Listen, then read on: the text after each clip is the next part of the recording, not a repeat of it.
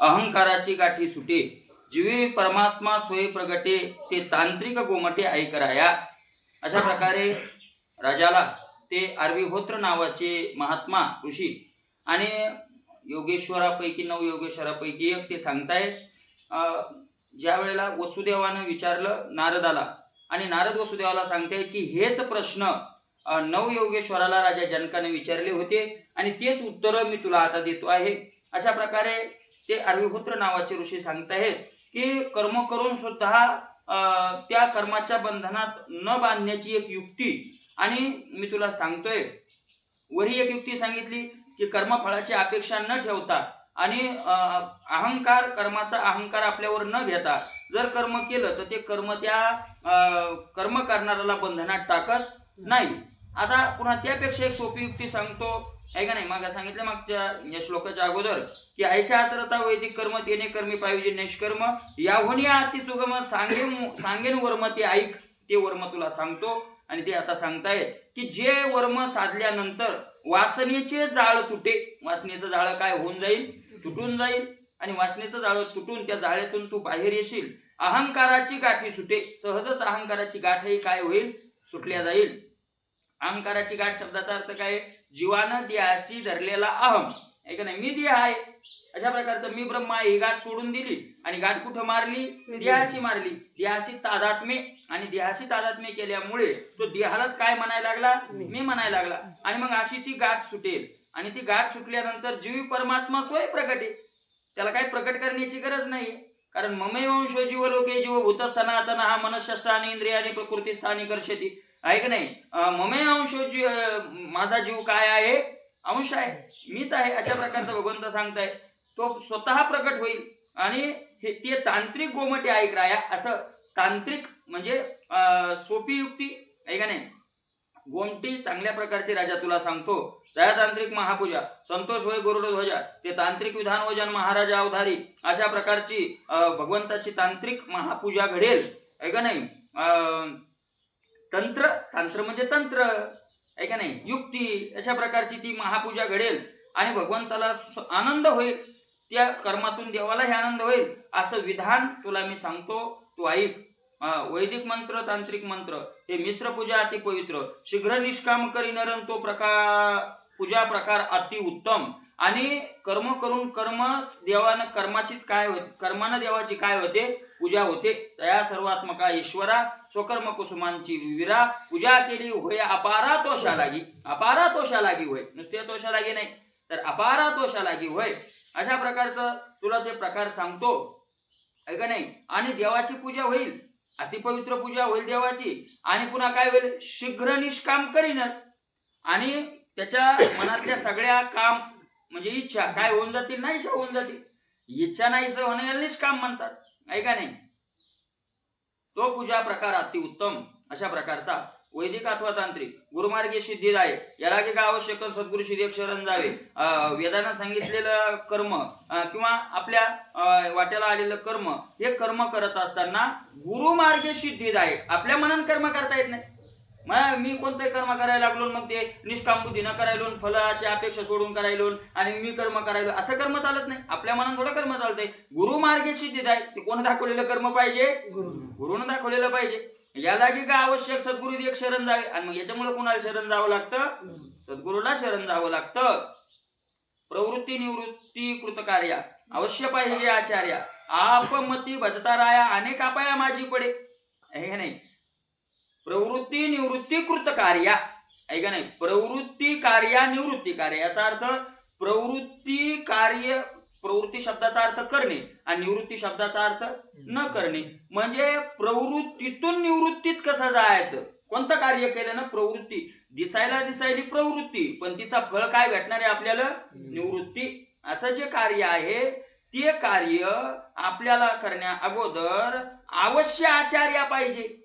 अवश्य कोणाची साथ पाहिजे, आचार्य. आचार्य म्हणजे ज्यांनी ते कर्माचं आचरण करून निष्कर्मतेला प्राप्त झाले ते आचार्य, आहे का नाही. आचार्य, आहे का नाही, ज्यांनी त्याचं आचरण करून ते काय झालेले आहेत, प्राप्त झालेले आहेत. अशा प्रकारचे आचार्य, आहे का नाही. तुकोबराय भक्तीचे आचार्य आहेत.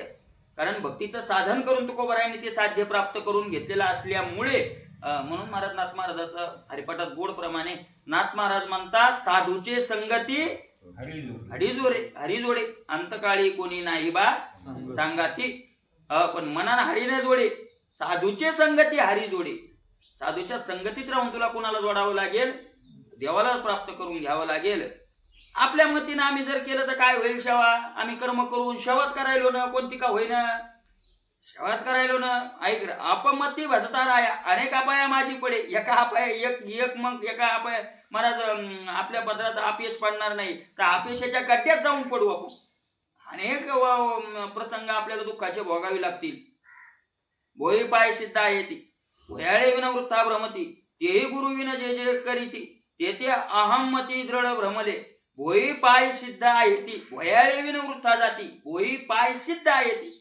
भोई शब्दाचा अर्थ जमीन, वाट तयार आहे, वाट चांगली तयार आहे, पाय चांगले चालायला तयार आहे, दुखत नाही, गुडघे बिडघे काय नाही तयार येतं. पण भयाळे विन वृत्ता भ्रमती, पण जर वाटाड्या नसेल, वाट दाखवणारा नसेल तर ते पावलं महाराज चालण्याचा शीन होतो, मार्गक्रमण होतं.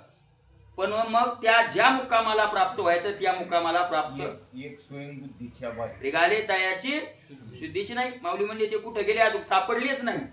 शुद्धी नाही म्हणजे ती बेसूत पडली असं नाही, ते सापडलेच नाही. बुडाले तयाचा मुळ ना मार्ग लागला. मुळ लागला नाही, मार्ग कुठं गेले ते त्यांचा पत्ताच लागला नाही. बहुत कळले म्हणती न कळून ओसरली नाही कळ अशा प्रकारचं आहे का नाही. म्हणून तेवी गुरु विन जे जे करीती ते अहमती दृढ भ्रमले. त्यावेळेला गुरु शिवाय जे जे कार्य केले जातं ते अहमती दृढ भ्रमले. महाराज नाथ महाराज म्हणतात, गुरु शिवाय जे कार्य केल्या जातं ती अहमती आहे, ती अहंकाराची बुद्धी आहे, अहंकारी बुद्धी आहे ती. काय गरज आपल्याला कोणाला विचारायची? आपल्याला का कळत नाही का? मग ही कोणती बुद्धी आहे? मग अहंकाराची बुद्धी आहे. आणि मग भ्रमले. आणि त्या दृढ काही काहीचा अहंकार बुद्धीमध्ये एवढा दृढ निश्चय झालेला असतो त्या बुद्धीनं अहंकार आहे का नाही की ते तुकोबा आहे ज्ञानोबा आहे तर सुद्धा काय करत नाहीत, मग ऐकत नाही. जर हे तुकाराम महाराज म्हणले असले तरी असंच आहे. बरं तसं काय अडचण ब्रह्मले. मग ते काय झाली म्हणतात? ब्रह्मले गुरु ब्रह्म दोन्ही एक ऐशा भावना आवश्यक. सेवा करून भाव गुरु कोण संतोष देख अनुग्रह घ्यावा. गुरु ब्रह्म दोन्ही एक. आणि गुरु आणि ब्रह्म हे दोन नाही तर काय? गुरुर ब्रह्मा गुरुर विष्णू आहे का नाही. कृष्ण महाराज ते अशा प्रकारचं आहे आणि दोन्ही एक आहेत. अशा भावनेनं गुरुची काय करावी? सेवा करावी. भावपूर्वक सेवा करून संतोषुनी दे आणि मग सेवेने ते संतुष्ट करावेत आणि संतुष्ट करून अनुग्रह घ्यावा. त्यांचा काय घ्यावा? मग अनुग्रह घ्यावा. ते तर निजाधिकार प्राप्ती जे मूर्ती आवडेल आपण याते त्याची मंत्रविद्या ते त्यांना श्रद्धा संभरिती अंगी करावी. आणि मग गुरु काय करत असतात? आपले जे अधिकारात आहे ते कार्य आपल्याला देत असतात. अधिकारत आहे साधावी याला मार्ग अधिकारात रूप. एकाला महाराज पूजेचं काम दिलं आणि एकाला जर गायीच्या गोशाळा असली गायीचं शेण काढायचं काम दिलं तर त्यांनी काही म्हणायचं काम नाही. दोन्ही गुरुनं दिलेले काम आहे, दोन्ही तेवढेच महत्वाचे आहेत. फळ काय मिळणार आहे? एकच मिळणार आहे. महाराज प्रत्येकाला ज्याला जसा अधिकार आहे तसं ते पाहून काम देत असतात. संतुष्ट हो आहे का नाही. आणि मग तीच त्याची मंत्रविद्या असते, तीच त्याची विद्या असते गुरुनं दिलेलं काम. आणि मग श्रद्धा संभरिते अंगी करावी. आणि ते कार्य कसं करावं? मग श्रद्धेनं भरून ते कार्य अंगीकार करावा त्याचा. तेव्हा गुरुमुखे मिश्र वजा पुरुषोत्तम महापूजा शिकवणिया निज काळजान भजावे अध्यक्षजा शिक्षितामती. आणि मग गुरुमुखातून निघालेलं ते कार्य आहे भगवंताची पूजा म्हणून आणि गुरुंना जसं सांगितलं तसं गुरुकुन शिकून आणि कशा करता करावं? निज काळजा आपलं मूळ स्वरूपाची काय करून घ्यायची आहे? आपल्याला प्राप्ती करून घ्यायची आहे. आणि म्हणून असं हे बुद्धिमान राजा ते कार्य करावं. याची भजती हातवटी आगमुक्त निज पुष्टी राया सांगेन गोमटीन सावधान दृष्टी अवधारी. आता तीच भगवंताची सेवा करण्याची कर्म करून भजण्याची भगवंताची सेवा करण्याची ते कार्य कसं आहे का नाही. वेदाधिकांना त्याचं कशी हातोटी सांगितलेली आहे ते तुला चांगल्या प्रकारे सांगतो. तू ऐक म्हणले.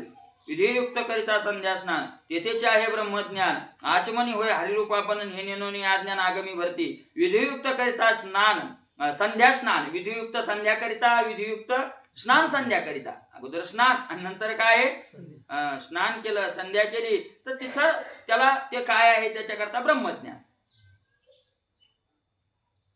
संध्या स्नान ब्रह्मज्ञान कसं काय होईल? मग तर झालं आपल्याला, आपणही संध्या करतो का आपली आपली गणबिन लावू नये. तर याचा अर्थ ती सुरुवात झाली ब्रह्मज्ञानाची, तिथून तेथेची आहे. म्हणजे तिथून तुकोबराय म्हणतात आपलं कार्य पुढं सफल व्हायचं का नाही हे सुरुवातीला शकुनाहूनच कळतं. लाभ हानी कळत असे, काय शकुनी लाभ हानी कळत असे, आरंभीच शकुनी असं काहीतरी. सुरुवातीला शकून आले की कळत जातं आपल्याला पुढे लाभ होणार आहे का हानी होणार आहे. व्हावया जतन हे शकून लाभाचे, व्हावया जतन हे उपाय लाभाचे, हे उपाय लाभाचे आहे का नाही. शकुनीचं लाभ हानी यथोनीचं कळत असे, शकुनीचं लाभ हानी. सुरुवातीला शकून शकून आले, माणसं मांजर आडी गेली कोणती सोयरी होत नाही रे, आता घरीच कळालं आपल्याला. म्हणजे शकुनीचं लाभ हानी कळत असे, सुरुवातीलाच कळते आपल्याला पुढे लाभ होणार आहे का काय होणार आहे, हानी होणार आहे. अशा प्रकारचं आहे नाही. येथेचे आहे ब्रह्मज्ञान. आचमनी होय हरिरूपामन अज्ञान आगमी भरती. आचमन महाराज घेणं याच्यानं हे ठाऊक आपल्याला नसल्यामुळं मग काय करतात, तंत्र मार्गात अज्ञानी जीव भरल्या जातात, हे रिकामी कटाटोप करत राहतात. केशवादी नामी दान अंग प्रत्यंगिनी अशिता पूर्ण, तेव्हा हरिरूप होय आपण अज्ञान आगमी भरती. केशवादी नामी दान, केशव नाम आहे आदिज्या देवाचं, 1000 नाव आहेत त्याला, कोणतं नाव घ्यावं असं काही नाही, कोणतंही नाव घ्या, आहे का नाही. सांगितलं ना, आरंभी आवडी आजरी आले नाम, ते सकळ सिद्धी झाले जगी झाले पूर्ण काम. मग कोणतं नाम व्हा, तर मग माऊली सांगतायत रामकृष्ण गोविंद गोपाळा. राम घ्या, कृष्ण घ्या, गोविंद घ्या, गोपाळ घ्या, विठ्ठल घ्या, आहे का नाही, कोणताही घ्या, नामात काही नाही, कोणताही घ्या, काही अडचण नाही. काय एखाद्या वेळेस भागवतात आला असं की विचारतात काय महाराज नाव कोणतं गाव, राम राम म्हणाव का इठल इठल म्हणाव, त्याला काहीच नाही म्हणायचं, फक्त महाराज चहा पिवतो काय करायचं आहे, शेजार करायचं आहे. अशा प्रकारे अगमुक्त का महाराज. आपण आतापर्यंत प्रल्हादाचं चरित्र ऐकलं, पण आपल्या डोक्यात सुद्धा आलं नाही की प्रल्हादाला देव भेटले तर किती लाख नाम जपला असं प्रल्हादानं, किती कोटी नाम जप केला असेल, कुठे लिहिलंय का त्याचं, असं कधी आपल्या डोक्यात येत नाही, नाही का नाही. करोनी आगमुक्त संध्यासनात तेव्हा हरिरूप होय आपण अंग प्रत्यंगिनी अशिता पूर्ण. महाराज त्या भगवंताचं नाव अंग प्रत्यंगामध्ये जर त्याचा न्यास म्हणजे घुसणे, रोमारोमात ते नाम जर घुसलं तर हरिरूप होय आपण. स्वतः तो शरीरासहित काय होऊन जातो, हरिरूप, आहे का नाही. अशा प्रकारचा होतो. हे नेनोनी अज्ञान, हे अज्ञानी जीवाला काय कळत नाही, कळत नसल्यामुळे तांत्रिक मांत्रिक कुठेतरी काहीतरी उपचार करत राहतात. करिता आगमुक्त संध्यासना मूर्तीपाशी येऊन निदान समुख घालावे आसन चैलाजीने कुशयुक्त. काय करावं महाराज, जसं विधीनं सांगितलेलं आहे तसं स्नान करावं, संध्या करावी, मूर्तीजवळ येऊन बसावं, आसन घालावं. ते आसन कसं असावं, चैलाजीने कुशयुक्त. आसनाचं वर्णन 6व्या अध्यायात ज्ञानोबरायांनी कुश आसन, कुश म्हणजे गवताचं आसन, जमिनीपासून किती उंच असावं त्या योग्याचं सांगत असताना ज्ञानोबरायांनी तिथं सांगितलेलं आहे. रेचक पूरक कुंभके जाण, प्राणायामे प्राणसंयमन, भूतशुद्ध्यादिकी जाणन शरीर शोधन करावे. मग हे प्राणायाम करावेत, रेचक पूरक आणि कुंभक अशा प्रकारचं असे प्राणायाम करावेत, आहे का नाही. आणि प्राणायाम करून प्राणाचं संयम करावं, संयमन करून मग भूतशुद्ध्यादिकी जाण शरीर शोधन करावे, आहे का नाही. पंचमहाभूताची शुद्धी करण्याकरता शरीराचं काय करावं, त्या प्राण तो आतल्या शोधन करत राहतो. हे योगाचं काय करतायत, वर्णन थोडक्यात करतायत. भूतविलय भूतशुद्धी, प्राण प्रतिष्ठा पिंडादी शुद्धी, मूळत्रय न्यास प्रबुद्धी, गुरु दीक्षा विधी विधियुक्त कीजे. भूतविलय भूतशुद्धी, भूतविलय भूतांचा विलय, विलय म्हणजे नाश, आहे का नाही. मला त्या 6व्या अध्यायात योगाचं वर्णन करताना असं सांगितलं की ते जो कुंडलिनी शक्ती आहे ती या प्राणाचं रोधन करून त्यावेळेला कुंडलिनी जागृत होते आणि जागृत झाल्यानंतर तिला भूक लागलेली असते आणि म्हणून शरीरातलं सगळं मांस काय होते ती खाऊन टाकते आणि मांस खाऊन टाकलं की मग तिला तहान लागते म्हणून शरीरातलं सगळं पाणी काय करते संपून टाकते. म्हणजे पंचमहाभूतापैकी जल आणि पृथ्वी याचा भाग ती ठेवत नाही. मग काय राहतं, आकाश राहतो आणि वायू राहतो, आहे का नाही. तर तो वायू जेव्हा कोंडलेला असतो ती वायू सगळा ती काय करते त्याचाही ग्रास करून घेते आणि मग त्या योग्याचं शरीर काय होतं, कापसासारखं कारण त्यात जड भाग राहिलाच नाही. पृथ्वी आणि जल हे दोन जड भाग येतं, हे ती काय करते, कुंडलिनी पूर्ण खाऊन टाकते. अशा प्रकारचं भूतशुद्धी होऊन जाते. प्राण प्रतिष्ठा, पिंडादी शुद्धी, प्राण आणि तो प्रतिष्ठित करून पिंड सगळा शुद्ध होतो. अशा प्रकारचा तो पण हे सगळं साधन करत असताना गुरु दीक्षा विधियुक्त की जे आपल्या मनानं करता येत नाही, गुरु दीक्षा घ्यावी. हृदय कवच शिखाशीर, नेत्रास्त्राद्री फटोकार, यवमिधाम अनुकारण आगमोक्त प्रकार करावे न्यास. हृदय कवच शिखाशीर आहे का नाही, हृदय कवच शिखाशीर म्हणजे मस्तक, हृदय, नेत्र आहे का नाही, अशा प्रकारचं सगळ्यापैकी कसं कसं साधन एका एका इंद्रियानं करावं याचा सगळा त्या अभ्यास करून त्याचं जे शास्त्र सांगितलेलं आहे त्या शास्त्रानुसार ते करावं. या परी मूळ मंत्र दीक्षा करोनी दिग्बाज आदी संरक्षा, मग मूर्तीपूजन एक पक्षा नृपाध्यक्ष अवधारी. आता नाथ महाराज म्हणली होती त्याच्यापेक्षा सोपं सांगतोय, त्याच्यापेक्षा सोपं एक अवघडी. म्हणजे निराहंकाराचा होऊन कार्य करणं आणि फलाची अपेक्षा सोडून कार्य करण्यापेक्षा हे सोपं एक अवघड. योग साधन करणं अवघड आहे. आपल्याला कसं सांगितलं सोपं आहे, तर मुळात असं आहे हे सोपं आहे ते अवघड आहे. मुळात असं आहे एकांतात जाऊन महाराज गवताचा आसन टाकून योग करणं सोपं आहे, पण फलापेक्षा सोडून कामाची निराहंकारता सोडून कार्य करणं काय आहे, अवघड आहे. कस काय अवघड आहे, महाराज माणसाला अपेक्षा नसते पण मग कमीत कमी कोण बरं म्हणावं इतकी तर अपेक्षा मग ती जातच नाही. इतकं करून काय फायदा आहे, मग कोणीतरी चांगलं म्हणते का, मग करण्यात काय अर्थ आहे, झालं संपलं. एवढं हे घालवणं, कार्यात राहून हे घालवणं, महाराज निष्काम कर्म एवढं अवघड आहे, एवढं अवघड आहे की अग्नीत राहून चटके न लागू येणे इतकं अवघड आहे.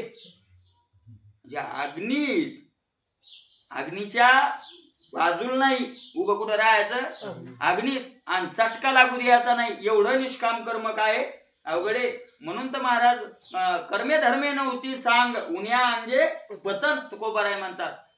धर्म कर्म सांग नव्हे, धर्मानं सांगितलेलं म्हणजे शास्त्रानं सांगितलेलं कर्म यथा सांग पार करणं आपल्याच्यानं शक्य नाही. हे कोण म्हणतात,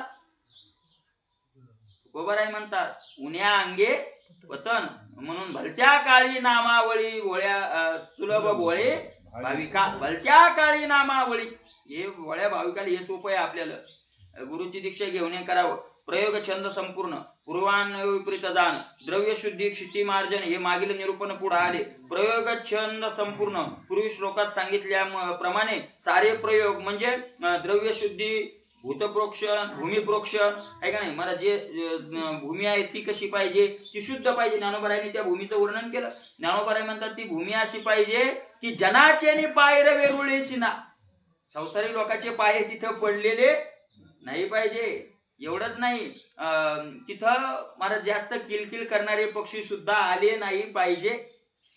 अशा प्रकारे भूमिमार्जन हे मागच्या श्लोकात वर्णन. द्रव्यशुद्धी मुख्य शोधन, भूमिशुद्धी संमार्जन, आत्मशुद्धी सावधान काढिले अनुलेपन मूर्तीशुद्धी. द्रव्यशुद्धी मुख्य शोधन, मुख्य शोध कशाचा घ्यावा लागतो अगोदर, द्रव्यशुद्धी. अरे आपण जर कोणतंही कार्य केलं आणि ते द्रव्य जर शुद्ध नसेल तर ते कार्याचा दुष्परिणाम आपल्या पदरात पडतो. म्हणून तुकोबारायचं स्पष्ट प्रमाणे तुकोबाराय म्हणतात आहे का नाही, न घ्यावे तैसे दान, घेऊ नये तैसे दान, ज्याचे मन ज्याचे धन अभिलाषी तैसे दान घेऊ नये. महात्म्यांचं नाव मला आठवलं, ते गंगेच्या तीराला राहत होते. आताची घटना आहे, 50 वर्षाच्या आतली, नाव आठवणं मध्ये राहत होते. त्यांच्या असं मनात आलं की गंगेला घाट बांधावा. लोकांच्या आंघोळीला यायला हे होतं. मोठे महात्मा होते लोक, मग त्यांच्या दर्शनाला लोक यायचे.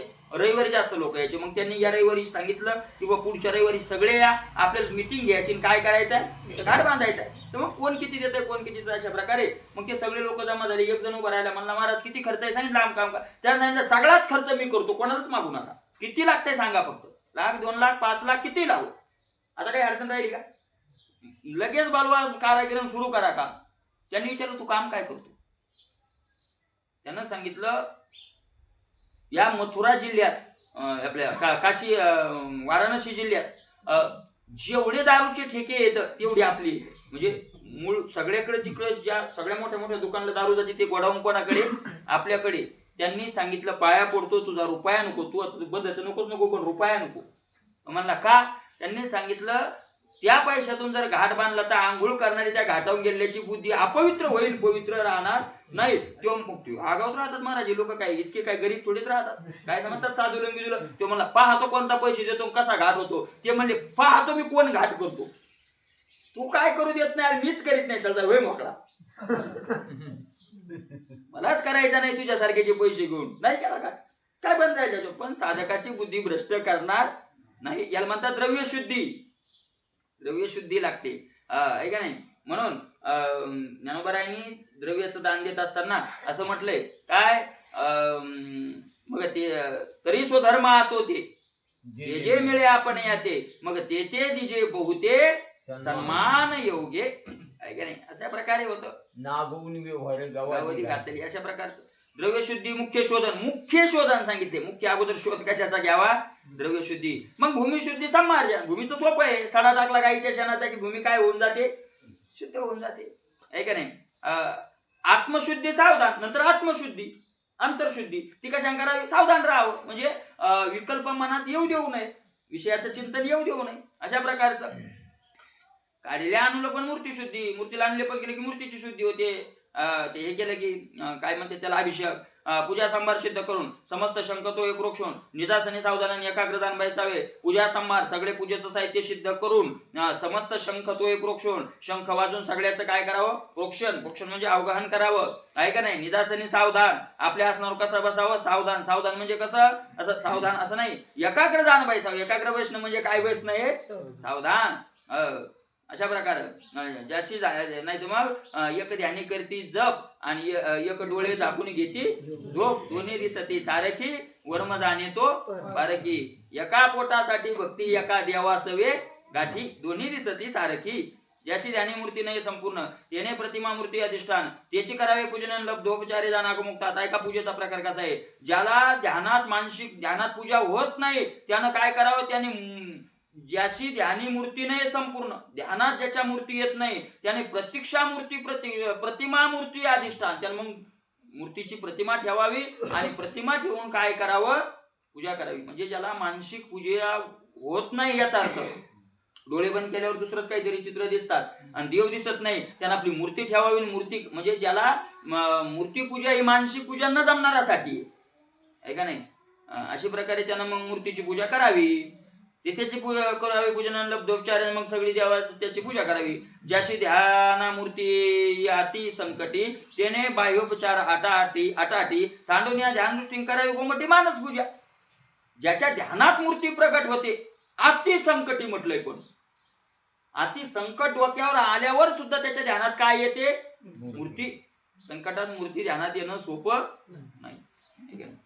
संकटात मूर्ती आता बसला आपण आसन लावून महासंकट आपल्यावर येऊन पडलेले तर मूर्ती ध्यानात येईल का, संकट ध्यानात येईल. अशा संकटात जो एकाग्र होतो त्यानं मानसिक पूजा करावी. त्यानं बाहेरची रिकाम्या खटाटोप करू नये. फुला आणा ह्या आणा त्या आणा ते करू नये. पण त्यानं आपण ते घेतलंय, मला ते आपण घेतलंय मनी मे चांगा तो ते आपण घेतलंय. सांडोनिया ध्यान दृष्टी करावी गोमटी. मग काय करावं महाराज, चांगल्या प्रकारची गोड मानसिक पूजा त्यानं करावी. आणि ज्याला होत नाही त्यानं काय करावं, ध्यान सोडून द्यावं आणि मूर्ती पूजा करावी. मूर्ती ठेवून पूजा करावी. ज्याच्या हृदयचे नवी करे ध्यान बाह्य मूर्ती पूजेशी सावधान त्याने उभयता पूजन करावे संपूर्ण आगमोक्त. आणि मग ज्याला महाराज हृदयात कधी कधी मूर्ती येते कधी नाही येत, मग त्यानं ज्या वेळेस येते त्यावेळेस मानसिक करावी, ज्यावेळेस नाही आली त्यावेळेस बाह्य पूजा करावी. काय अडचण येते, कोणती पूजा करत राहावी. कलियुग ज्यावेळेला असे प्रश्न विचारला होता शौनकादी ऋषींनी सूत महाराजांना की कलियुग जर एवढं वाईट आहे तर मग राजा परीक्षितीने त्याला जिवंतच का सोडलं. काय बावर नव्हता थोडाच राजाकडं, का बाणात मारित होता तो, त्याला जिवंत का सोडलं. तर त्यांनी उत्तर दिलेलं आहे महाराज की राजा परीक्षिती हा महात्मा आहे आणि महात्मा पुढच्या व्यक्तीकडे पाहत असताना त्याचे दोषच पाहत नाही तर त्याचे गुणही पाहतो. याच्यात काही गुण आहेत का, तर कलियुगात अनेक दोष असतील पण कलियुगात एक चांगला गुण आहे. काय, मानसिक फळ देणारा कलियुग मानसिक कर्माचं फळ देतो.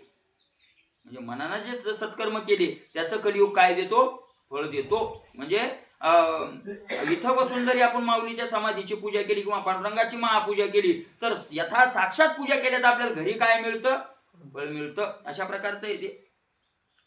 त्याला नाही जमत त्याला करावं, मग मूर्ती दोन्ही करावे. सकळ पूजा संभार, निकट ठेवणी उपचार, मग मूर्तीशी न्यास प्रकारानं उक्त शास्त्र करावा.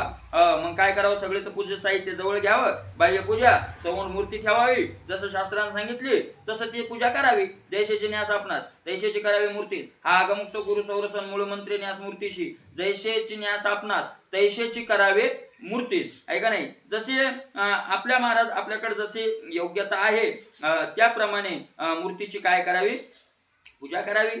अशा प्रकारे किंवा जसं आपल्या शरीराला आपण जेवढं आदरानं सांभाळतोय तेवढ्या आदरानं मूर्तीचं काय करावं, पूजन करावं. आहे का नाही. अशा प्रकारचं करावं. हा गुरुनं सांगितल्याप्रमाणे ते करत राहावं. आगमुक्त करिता न्यास अंग प्रत्यंगी विन्यास, ते करता वय ऋषिकेश, हा अर्थ सौरस दृढ करावा आणि मनात असा दृढ निश्चय करावा की मी जशी वेदानं शास्त्रानं गुरुनं सांगितली तशी जर पूजा केली तर साक्षात भगवंत काय होणार आहे, मला प्राप्त होणार आहे. आणि अशा प्रकारचा दृढ निश्चय करून ती पूजा करावी. हा अर्थ सौरस दृढ करावा. ऐका नाही. दृढ करून अनुसंधान मूळ मंत्री मूर्ती पूजन, हृदय आणि प्रतिमेशी जाणून पूजा विधान दो इठाई. दृढ करून अनुसंधान, पण महाराज अनुसंधान सारखं कुठं असावं, त्या मूर्तीशी दृढ असावं. अशा प्रकारची ती पूजा करावी. करचरणादी अव्यंग मूर्ती चिंतावी सुंदर सांग, श्याम मन हर श्रीरंगन उल्हास सांग निज ध्यानी. करचरणादी अव्यंग मूर्ती चिंतावी सुंदर, अव्यंग मूर्ती कुठंही व्यंग न पडता पायापासून नाही का नाही चरणापासून ते हातापासून पूर्ण सगळं भगवंताच्या मूर्तीला काय करावं, त्या मूर्तीचं चिंतन करावं. श्याम वर्ण आहे, मनाला हरण करणारा तो श्रीरंग आहे का नाही. आणि अशा प्रकारचा उल्हासात ध्यान धरून त्याची पूजा करावी. मूर्ती चतुर्भुज वेल्हाळ, शंख चक्र गदा कमळ, सुनंदादी पार्षद मेळन चिंतावे सकळ आयुधादी. मग मूर्ती कशी आहे माझी, चतुर्भुज आहे, वेल्हाळ म्हणजे सुंदर आहे का नाही. अशा प्रकारचं शंख चक्र गदा कमळ, चतुर्भुज म्हणल्यावर चारी हातातली आयुध, एका हातात शंख आहे, एका हातात चक्र आहे, एका हातात गदा आहे आणि एका हातात काय आहे, कमळ आहे का नाही.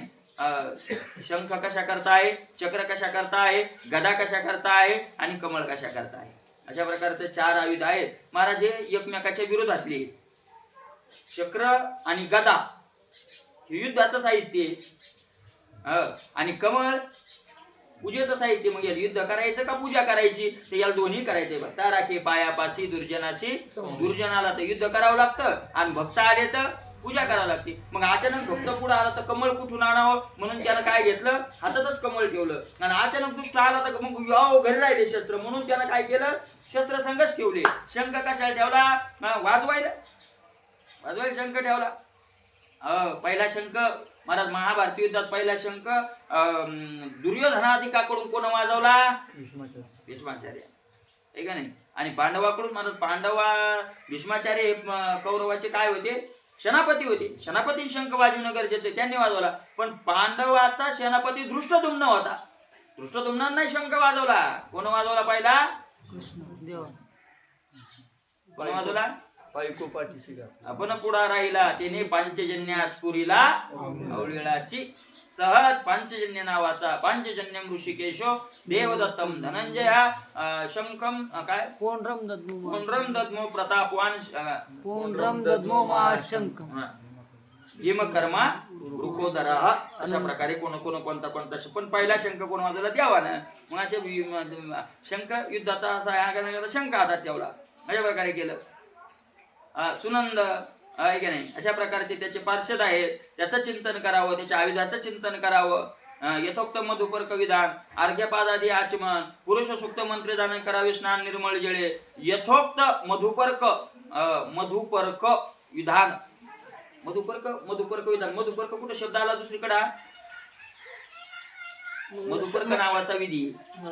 मधुपर्क पूजन करा, अंतरपटा हे धरा आहे का नाही. मधुपर्क पूजन करा. आता मधुपर्क इथं काही त्याचा विस्तार केलेला नाही, पण मधुपर्क जे विधी कसा आहे त्याचं आपल्याला शास्त्रात पाहायला लागेल. आपल्याला करायचाच नाही तर पाहायचं. मधुपर्के पूजन करा. काय करा काय माहित मधुपर्क त्या बामणाला माहिती की नाही म्हणतो त्याला मधुपर्क काय काय करे. त्या राऊतरावांनी एकदा ज्ञानेश्वरीचं चिंतन होतं आणि ते काय असतं माहितीये का.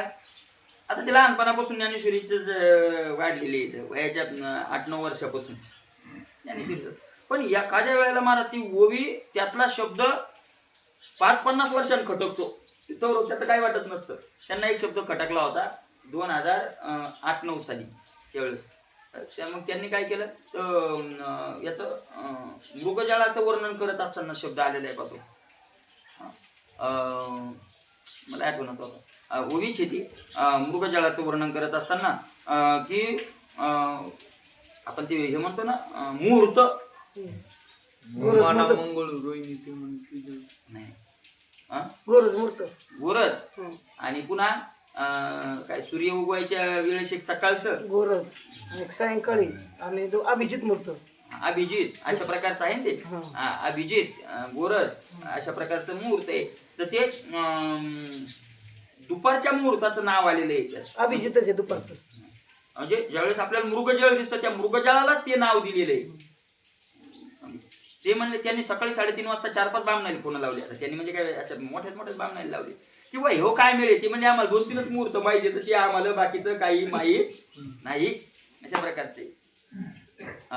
मग ते मधुपर्क विधानानं ती पूजा अर्घ्य द्यावं पायावर आचमन करावं अर्घ्य देऊन आचमन घ्यावं. पुरुष सूक्त मंत्र पुरुष सूक्तानं 16 श्लोक येतं. पुरुष सूक्तामध्ये 16 श्लोक येतं. याच पुरुष सूक्तानं ज्या वेळेला कृष्णावताराच्या अगोदर आहे का नाही सगळ्या देवांनी देवाची जी स्तुती केली होती त्याला त्या श्लोकाला काय म्हणतात करिताती स्तवन पुरुष सूक्ते इंद्र महेंद्र आणि बरोबरी शिव चालिले ती सर्व शिराब दिशी अशा प्रकारे. आणि तिथं त्यांनी काय केलं माधवा मधुसूदना वामना शेषशाही आम्हा कोणी नाही तुझवीन. आणि तिथं त्यात सांगितलं नामदेव महाराज म्हणतात करिताती स्तवन पुरुष सूक्ते. पुरुष सूक्त हे 16 श्लोकाचं आहे पुरुष सूक्त. त्यानं करावं स्नान वगैरे निर्मळ पाण्यानं करून मुकुट कुंडले कटी मेकळा काशे मिरवे सोनसळा अपाज रोळे वनमाळा कौस्तुभ जळा कंठी जळके. आणि भगवंताच्या मूर्तीचं ध्यान कसं मुकुट आहे डोक्यावर कानात कुंडला आहे कटी मेखळा कमरेला मेखळा बांधलेली आहे काशे मिरवे सोनसळा सोन्याचा पितांबर कमरेला झळकतोय. अशा प्रकारे पायामध्ये त्याच्या काय म्हणतात ते अलंकार शोभत आहेत. वनमाळा वनातल्या पुष्पातल्या माळा काय आहेत गळ्यामध्ये शोभत आहेत आहे का नाही पुष्पमाळा शोभत आहेत. कौस्तुभ मणी आहे कंठामध्ये कंठी झळके कंठी कौस्तुभ मणी विराजित अशा प्रकारे. पाद पद्मांकित सुकुमार ऊर्ध्वरेखा ध्वजवस्त्र वांकी अंधवाचा गजर चरणी तोडर गरजतू. पाद पद्मांकित सुकुमार आणि पाय कसे आहेत देवाचे पद्म म्हणजे ऐका नाही कमळासारखे असे सुकुमार असे पाय आहेत. ऊर्ध्वरेखा ध्वजवस्त्र वरील मला ध्वज कसा आहे तो वज्र ऊर्ध्वरेखा उभा गंध ऊर्ध्वपुंड्र भाळ ऊर्ध्वपुंड्र अशा प्रकारचं ते आहे. वाकी आहे अशा प्रकारचा पायामध्ये त्या वाकीचा गजर होतोय. आणि चरणी तोडर गरजतू आहे का नाही चरणामध्ये त्या तोडराच्या छनछनाचा त्याचा आवाज येत आहे. निदळी शुद्ध श्यामकाळा तिळकुरो खिला पिवळा त्यावरी अक्षदा स्वजळा आरक्त त्याजळा कुंकुमाचा शुद्ध श्यामवर्ण कमळावर पिवळा केसरी टिळा काय केलेला आहे त्यानं लावलेला आहे. अशा प्रकारचं त्यावर कुंकुमात भिजलेल्या तांबड्या लाल अक्षदा काय केलेल्या आहेत अशा लावलेल्या आहेत. कुंकुमाक्त अशा कुंकू आधी लावून मग अक्षदा लावलेल्या. सुमने कुंभिली विरकुंठी त्यावरी मधुकराची घरटी तुळशी कमळमाळा कंठी चंदनाची उटी श्यामांगी शोभे. अशा प्रकारे गाठ बांधलेल्या केसावर गुंफलेली फुलं अशा प्रकारची ती फुलं लावलेली आहेत. त्या सभोवती भ्रमराचा समुदाय काय होत आहे त्या फुलाच्या भोवती भ्रमर चांगल्या प्रकारचे त्यावरी मधुकराची घरटी मधुकर म्हणजे भ्रमर अशा प्रकारे घुमत आहेत. तुळशी कमळ माळा कंठी तुळशीच्या आणि कमळाच्या फुलाची माळ काय आहे कंठामध्ये तुळशी हार गळा काशे पितांबर आणि चंदनाची उटी श्यामांगी शोभे. श्याम वर्ण असलेल्या अंगावर चंदनाची उटी काय करत आहे काय चंदनाची उटी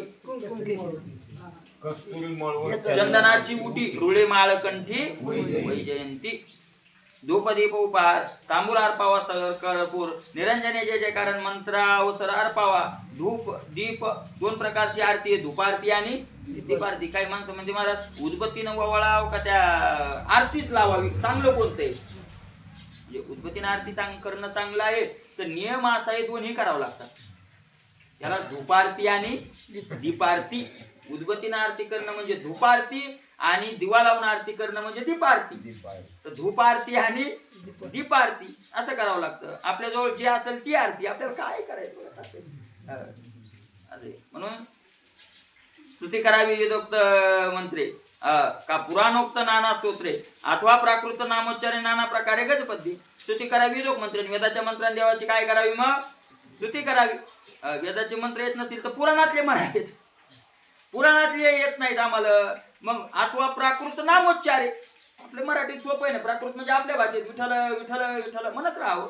नाना प्रकारे गजपद्य. मग गद्यात म्हणा का पद्यात म्हणा, नाही का नाही, संगीतात म्हणा किंवा स्तुती करा आपली साधी. असे गद्य पद्य आणि 2 आहेत. अशा प्रकारे स्तवने संतोष अदोक्षजा ऐशे भावे महाराजा. मग साष्टांगी आदिवजन गरुड ध्वजा नमस्कार आहे. संतोष स्तवने संतोष अदोक्षजा. देवाला त्या स्तवनानं काय होतो? संतोष होतो. असं भावना दृढ करावी की मी जे स्तवन करायलो ते कशा करता करायलो की देवाला काय होतो, यानं संतोष होतो. आणि मग साष्टांग देवाला दंडवत घालावे, गरुड ध्वजा नमस्कारावे. साष्टांग म्हणजे एकही अंग बाकी न ठेवता दंडवत दंडापरी काही उरी नुरावी. द्वैत व्हावे भजन विधी ती जाणावी स्थूल बुद्धी. भजनाची भजन सिद्धी जाण त्रिशुद्धी तन्मय. द्वैत व्हावे भजन विधी ती जाणावी स्थूल बुद्धी. स्थूल बुद्धीचं भजन येते द्वैत भाव. मी वेगळा आणि देव वेगळा आणि जग वेगळं असा द्वैत भाव ठेवून मला अहंकार येतो त्यात. मी भजन करणारा, माझ्या इतकं कोण भजन करतं असं आहे का नाही? तो जो भजनाचा विधी आहे तो स्थूल बुद्धीचा आहे, अलीकडला आहे. तो नेणार आहे पुढे पण अलीकडला आहे. मग भजनाची भजन सिद्धी जाण त्रिशुद्धी तन्मय होय. मग भजनाची महाराज ऐका, भजनाची भजन सिद्धी. आपण सुरू केलेल्या भजनाचंही साध्य काय आहे तर तन्मय होऊन त्याच्याशी एकरूप होऊन भजन करणं हे भजनाचंही काय साध्य आहे. अशा प्रकारे आहे. मूर्ती ध्यानी तन्मय स्थिती ऐक्यत्वे राहे निश्चळ वृत्ती. याचे नाव मुख्य भक्तीने उठली या पुढे नमावे हरी.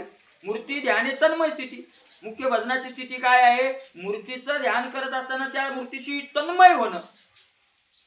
ध्यान करता करता करता ती मूर्तीनं आपण दोन न राहणं, दोन्ही ध्यानात काय होऊन जाणं. एक याचा अर्थ देहाचा विसर. बाकीच्याचा देहाचा विसर पडला म्हणजे बाकीच्याचा पारा म्हणायची गरज. देहाचाच विसर पडला नाही, पडलेला आहे. तुकोबाराय म्हणतात माझी या देहाची मज नाही चाड. ठीक आहे, तुको माझी या देहाची मज नाही चाड. कोठे करू कोडा आणि काचे. आहे का नाही? तुकोबारायला कोणीतरी म्हणलं असं तुम्ही पाहुणे राहुणे आले, कोणाला या म्हणत नाही, कोणाला जा म्हणत नाही. अरे तुकोबारायचं तर देहाचंच ध्यान नाही तर दुसऱ्याचं कुठं ध्यान राहिले? देहाचा विसर पडला, देहाचा विसर केला आनंदे संचार. गुतला आनंद. मग अशा प्रकारे आणि मग महाराज अशी तन्मय स्थिती झाली. मग ऐक्य ती राहील निश्चल वृत्तीने. ऐक्य झालं की वृत्ती काय होऊन जाते? तिला काही बाजूचं ध्यानच नाही आलं, ती कोणाकडे जाईल? वृत्ती निश्चल होऊन जाते. आणि याचे नाव मुख्य भक्ती. आणि मुख्य भक्ती काय आहे याला म्हणतात तुकोबाराय. काय म्हणतात त्याच्यावर? तुकोबाराय सुद्धा यालाच भक्ती म्हणतात महाराज. करावी ते पूजा म्हणीची उत्तम. लौकिकाचे काम काय असे कळावे तयाशे. कळे अंतरीचे कारण ते साचे साचांगी. अतिशयांती लाभ किंवा घात फळ देते चित्त बिजायसे. तुका म्हणे जेणे राहे समाधान ऐसे ते भजन पार पावी. अशा प्रकारचे. आणि मग मुख्य भक्ती आहे. आणि मग उठलं, आपली पूजा झाली, आपली ध्यान झालं, उठली यापुरती नमावे हरी. उठताना देवाला काय करावं? पुन्हा नमस्कार. ऐशी पूजा करुनी हरिशेष प्रसाद धरुनी शिरी. मग देव आपण या भेदरेन हृदय मंदिरी निज विजय. अशी पूजा करून हरिशेष प्रसाद धरुनी शिरी. देवाचा शेष प्रसाद आपल्या मस्तकावर धरून बंद करू नका. लाईट बंद करा. मोबाईल आहे का? मोबाईलवर चालते.